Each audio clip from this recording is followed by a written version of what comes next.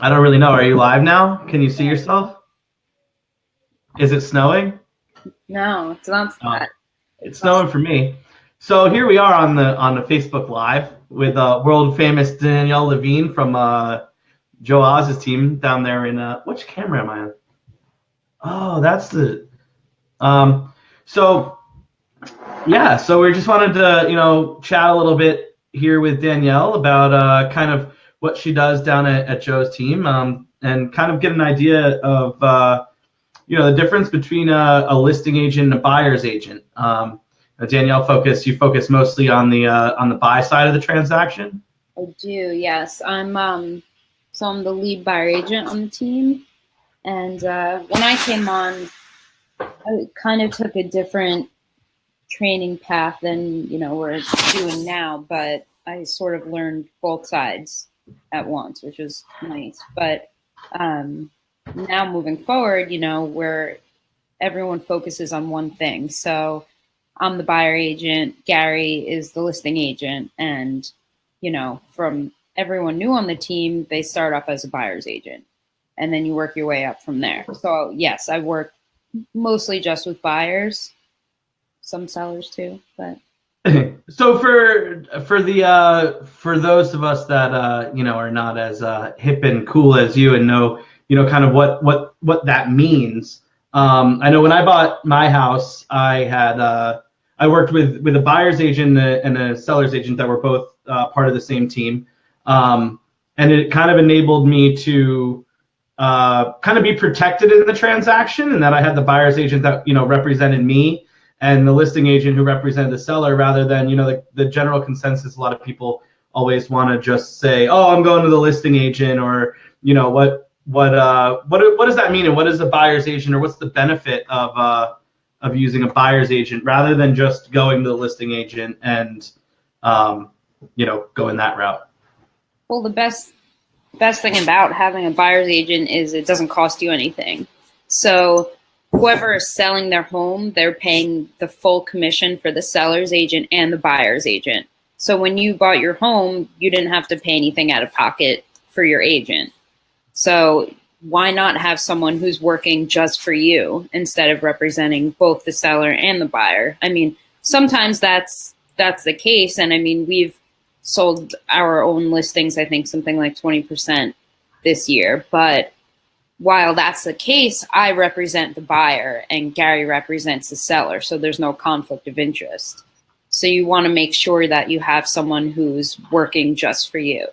So And I think that's kind of where, like, I always look at it when I think of the buyer's agent and the listing agent, and even when they're kind of on the same team, having like your separate interests at heart, but still being able to kind of work closely with the other person. Like I always compare it, like if you get a speeding ticket, right, and you have to go to court.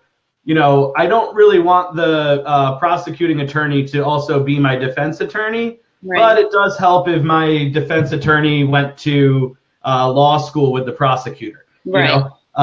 It's that like he's watching out for me, and you're both watching out for your separate interests, but at the same time, Right. you know each other and can kind of easier to deal with each other, kind of thing. So do you guys find yourselves in that situation a lot where you're kind of on one side of the transaction and Gary's on the other?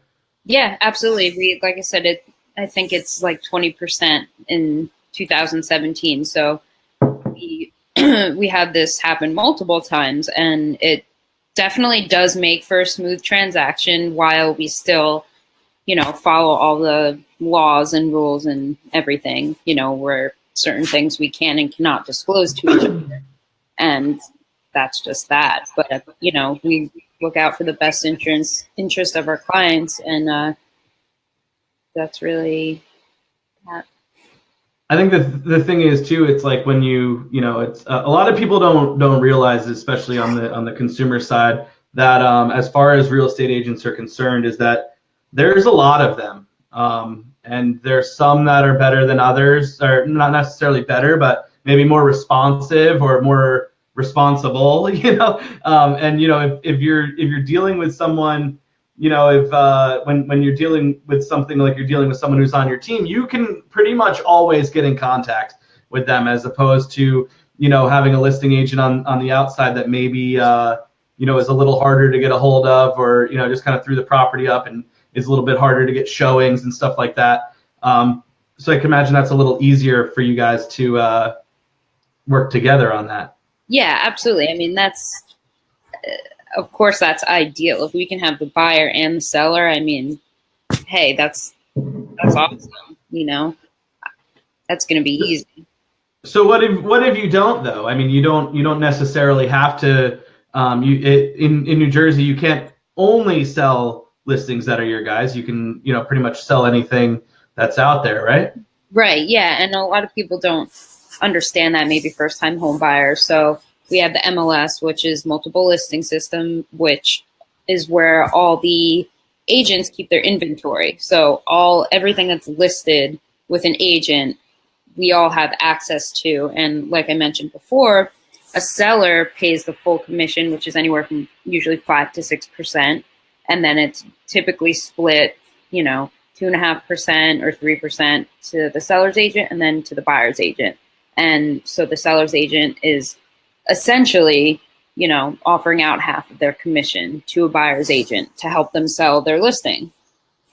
So the reality is, I mean, I think a lot of, even on the consumer side, what a lot of people don't realize or understand is, like you said, you are not the person that you're bringing out, showing homes, driving around, taking your nights and weekends, bringing them to look at this and that. They're not even paying you. You know what I mean? Right. Like they I think in their head feel like, oh, well, you know, I don't know, then I got to pay her and do this. And the reality is that's not true. You're kind of doing that all on the idea that, you know, when they do find something, then you get paid from the sell side. So once they go, you know, in and purchase that home, it's actually the person who's selling their house that's paying both sides of the transaction. Yep, absolutely. So you don't get gas money, you don't get a company car, you don't get anything, and you don't get paid until a transaction closes. And like you said, it's by the selling side that's paid. So you're really just out there every day. You're really, your goal is to find people something that they want and put them into that house, because you don't get paid until they buy something, you know? So it's really, you know, I feel like that's a big thing that a lot of people forget. Your main motivation is to find people what they want, because if they don't find what they want, if you're unable to help them find what they want, then you don't get paid. You know, at the end of the day, that's, you know, what kind of everyone's looking for, where you know, on the listing side, they kind of just, you know, they get their pay when someone's found that wants that property. But really, and that's what the seller's paying for, right? At the end of the day, they're the ones that's trying to get rid of their house. They're trying to move. They're trying to buy something else. And so you have kind of that situation where, you know, your main focus is finding people what they want. Right. And then sometimes that's the easy part. And the hard part is, you know, sometimes you get that, you know, gift from God, and it's a really smooth, easy transaction. But a lot of the time, you know, you have to still work pretty hard to get that transaction to close. And that's, you know, a lot of people don't realize that either. It looks like we just had a friend pop by here, like we're on Mr. Rogers' Neighborhood. Whoa! Look at you. Must be nice. Look at this guy. Where are you, on some kind of tropical island or something over there? Well, I'm about to fool you guys. Everybody relax. You didn't wear your matching sweater. Look at me in chain. Yeah. What happened? I know. Everyone's probably being not made to cold say enough. everyone's made to say I heart OC. That anyone ever had. It's probably too hot out there for you to wear a hoodie, huh? I mean, we're here freezing in New Jersey. Thank God we have some sweatshirts. You're about to throw your swim trunks on and go hop in the sea. Terrible. That's right. Yeah, sorry guys. I've got about like 10 minutes, then I have a coaching call. But I wanted to pop in and say hi to you guys. Hey. So we were just kind of chatting there for a couple minutes, Joe, about, you know, the difference between, you know, a buyer's agent and a listing agent, and kind of, you know, roles, responsibilities, what they do, and kind of how, as a consumer, what you know, what benefits do you have with working on either side? That's a great question. So I think the thing that's most important to us, I think, in our organization, and what Danielle and I try to teach the people that we get involved with, is on our real estate team, what we really want to do is we want to develop the person, develop them like as an agent 100%. So Danielle's pretty much at the point on our team where she can do both. She can be a listing agent, she can be a buyer's agent. But the fact of the matter is when you begin your real estate career, you have a lot.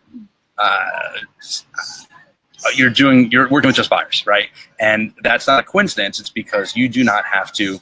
Consumers, they value what they pay for, right? So consumers don't pay a buyer's agent, okay? The person that lists their house pays both realtors. That's how it works. So you don't have to really interview to become a buyer's agent. So when you start out, your friends, your family, whoever, they're like, oh yeah, Danielle got her license, I'll get houses with her. But when you're listing your house, you have equity, you're doing research, it becomes more of a business transaction. And what you're going to do is you're going to interview 2 to 3 months. So for us on our team, you start off as a buyer's agent and you learn how to become, the listing is the at-bat. So on a consumer's end, you want someone who's been developed from the ground up and knows everything. It's been through every single, been through 100 transactions as a buyer's agent to see what it looks like on the other side, to just sit up and just go and take listings. I mean, the buyer's agents, they're out there, they're on the front lines. They know what's going on, really. When I was doing just listings and Danielle was doing the buyers, I would go to her. I'd be like, what's going on in this neighborhood? What's going on? What's the average days on market? Things like that. Because you're focusing on really the listings, and the buyer's agents are really kind of out there in the field per se, like, they know what's on the market, what's selling, what's not, they're really a great resource. And I think that's where, discussing with you, or even, when I started discussing when I bought my home, I bought from a similar type situation where I was using one team, and the buyer's agent and the listing agent were a part of the same team. But still we kept it was separate, right? Where, I had my buyer's agent represented me and the listing agent represented the seller, but it was easy for them to work together, Yeah, you know what? There's an analogy that I always use, and sometimes it hits, sometimes it doesn't. But basically, the reason why, you asked me about the consumer, and that's important. I started to talk about the team and how we develop people, but there was a movie called Chef. Did you guys ever see it? Yeah. Jon Favreau was in it. Oh yeah. So the food truck. Yeah. The food truck. Yeah, it's an awesome movie, right? So I'm a huge Jon Favreau fan ever since. Swingers and everything else he's done. But anyway, yeah, awesome film. I think it's like on Netflix. It's an indie film, and it starts off with this dude he's in Florida. He's making Cuban sandwiches and selling them out of a food truck. And when you're in that, it was a very successful food truck, but he could only do so much, and he could only serve so many people. And so when he was running that food truck, what Jon Favreau was doing was he was going out and buying. He was the food buyer. He was cooking the food. He was marketing. He was going on Twitter saying, "We're going to be on this corner, selling this today. These are the specials." He was changing the currency. He was making the food. He was just doing everything. And when he ran out of food, he couldn't serve any more customers. When he was understaffed, the service was. And then, long story short, there's a love story in there. There's all these things that go on. But at the end of the movie, he opens up like a Zagat-rated restaurant in Miami, and he goes out and he finds the best hostess, the best bartender, the best servers, the best line cook, the best sous chef. So he had a superior product that the consumer wanted and needed, and really he was giving the best out there out of all the food trucks and out of all the Cuban sandwiches or whatever. And because he got the best of every single part of the restaurant business, he was able to have this dynamite, awesome restaurant. And that's the way that we envision our real team is like, hey, if we're the best person who's just concentrating on doing that role, we can sell more houses and we can have a better customer service than an agent that's just doing those things. And I think that's the thing, is kind of you're focusing on kind of everyone's strengths and keeping it kind of separate but equal, having that ability where Danielle can kind of go out and focus on finding people the house that they want, and then from the list side, Gary, yourself, whoever is handling that, can kind of focus on building the inventory, right? Finding houses that people need to sell. And then, at the same time, when you have those people, then now those sellers need to buy something else. You can kind of pass that ball around to, have the right person, or the person who, is best suited for that job kind of take care of that.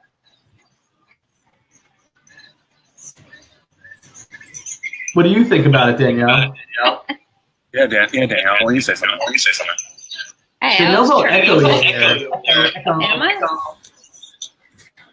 I like the echo. Makes me feel like I'm at a rave party. What's your question? Hulk is here. Pretty much, from your perspective, you're kind of on both ends of the spectrum. You mainly focus on buyers, but also know about the. What do you prefer as an agent? What's better for you, or do you care? Or? It's funny because at first I preferred the listings, and then I was just going with buyers, and I was like, I got comfortable with that, and I don't know, it's hard. Listings are, not to say they're less work, but you're not driving around, showing someone 10 to 20 houses before they make a decision, so it's, I don't know if I prefer one or the other. It's a tough question, but on our team, we do all prospect for listings. So we're all doing the same, the end goal is all the same. We want listings, and that creates the buyers. Well, I guess at the end of the day too, when you have the listings, you take the listing, you do the open houses, you market that listing, and then that's what happens, right? You have a listing, which is great, but you also want to be able to, and I feel like a lot of people, if they just focus on listings, right, or they don't have the team behind them with buyers agents and stuff to kind of take care of those people. It's like you have a listing and you end up with all these people that are interested in that house, right? But they're probably not necessarily going to buy that house. They're just interested in buying something, and they come through the door of the open house or whatever, and you meet them. And at the end of the day, a lot of people are just leaving business on the table, or leaving, people out there that, are underserved, right? Because if I walk into an open house and you're at the open house and we talk and meet, and then you got to tell me like, oh no, sorry, I only list houses, then I'm kind of like, all right, well, who can I talk to that if I wanted to buy something, and I think that's what's kind of nice having it on both sides there. Yeah, so you just touched on the head, Shane. It's listings leverage lead. So if you're marketing, and this is what I don't know who we're talking to, unless we're talking to realtors, we're talking to the general community here, but if you market your property, if you read the Millionaire Real Estate Agent book and you market your listings correctly, you should leave 3 more deals from each transaction. And you need a team to handle those deals. And I see it all the time, all over, where basically what's happening is someone just comes. When I got into real estate, the first thing a Weichert agent said to me, because I went to the Weichert School of Real Estate, they said, are you going to be a listing agent or a buyer's agent? And I said, well, why wouldn't I just do both? And that's always kind of been the mentality. It's like, why don't we just do both? But I see it all the time when they're like, we give there's so many agents that give their buyers away to like the office. And then, there's, those customers, they might not be getting the best customer service, but if you're doing your job correctly and you're marketing your listings properly, you're going to get business from it. And then if you could teach your agents how to go out there and get more listings, we go out there and get more business. So it's just, we bite off as much as we can do. And there's like listing agent, essentially, that's the people that are getting the listings. It's like a hunter-gatherer mentality. They go out and get it, bring it back, and everyone else skins it, and we all eat. But I think that's the thing, like you're saying there, right? If, like you said, if someone takes a listing and then buyers come in, and you're just kind of passing it off to, anyone in the office or some agent, if you don't necessarily focus on buyers, or, don't have the time or the capacity, it's just not what you do. You're really taking someone that has come to you and said, hey, Joe, like, I need help finding a house, and you're kind of, you're saying, hey, well, I don't really handle that, but let me, pass you on to someone. And if that's just like a random someone in your office, you really don't know that they're going to get the service or experience that they really deserve and that you would offer. So when you have that aspect of having your team and having buyer's agents, kind of involved, that there's an expectation that is that's set by your team and what you guys do. And these are the things that you guys adhere to. So that if you passing that to, a buyer's agent like Danielle or another agent on your team, that they've been vetted by you and your organization, right? That they're going to understand what that means, and they're going to take the necessary steps to help people find a house, right? Because at the end of the day, that's what they're doing. They're helping people, find the house of their dreams. And even like me and Danielle were chatting about earlier, like on the buy side, you're not getting paid unless you find someone, the house of their dreams, and it's not the buyer who's paying you. So from a buyer's standpoint, it's great to really have that buyer's agent that is able to hold your hand, and from the listing standpoint, it's nice to know that that you have a good team behind you to move your listings. Hey Shane, I gotta get on a call, but the buyer side is way more fun. All right, guys, thanks for having on. I'll see you guys later. Bye, Joe. Bye, guys. Bye. See that was nice. That was nice. For a couple minutes. Nice cameo. Paradise. Just us. So we're hanging out here. So, we're still on the beach. You're really echoing. I don't know what the hell you got going on. I don't know why. I'm just on my couch. You got your volume cranked up? Should I lower it? Yeah, try lowering it. a little. You know how to do that? Is that better? I don't know. No. Hello, Shane. Maybe it's me that's echoing. Who knows? Who knows? So what? Is there anything else that you want to say about this buyer's agent type thing, or you had enough for today? I don't know. I like it. It's a grind every day, but that's a business, and I don't know. Do you have any questions, Shane? Those are like Jerry Springer's final thoughts. It's a grind, man. It's a grind. I look like a ghost. You're in some kind of sunlight there. I know. I'm surprised Gary didn't hop on here and try to start fights. He usually likes to come on here and complain about what I'm doing. I'm surprised your alter ego hasn't. I don't know what happened. Why my camera is using this camera and not this camera. It always looks like you're looking at the wrong camera. Yeah, because I'm looking at this one. You're looking at this one. Yeah. There you go. Too many cameras here. Too many Shanes. Something fishy's going on. Oh my gosh. So. All right. Well, I think that we covered some things here today. Covered some ground. Got you to the Facebook Live, so maybe we won't be so nervous next time. I'm not nervous. I ain't scared. Always trying to cause problems. That's it. You have to air our grievances. I know. Make amends finally. All right. Well, I'm gonna hop on a call. I'm gonna get back to work over here, and let's get something going. We'll chat soon. All right. Peace. Bye, Danielle. Bye.